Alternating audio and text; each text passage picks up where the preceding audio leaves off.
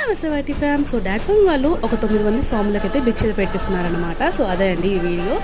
So ఇందులో అయితే 2 కన్యస్వాములు కూడా వచ్చారు మా ఇంటికి భిక్ష చేయడానికి. చాలా హ్యాపీ అనిపించింది. కన్యస్వాముల్ని సాక్షాత్తు అయ్యప్ప స్వామి అనుకుంటారు. కన్యస్వాములు అంటే మొదటిసారి మాల వేసిన వాళ్ళని కన్యస్వాములు అంటారు.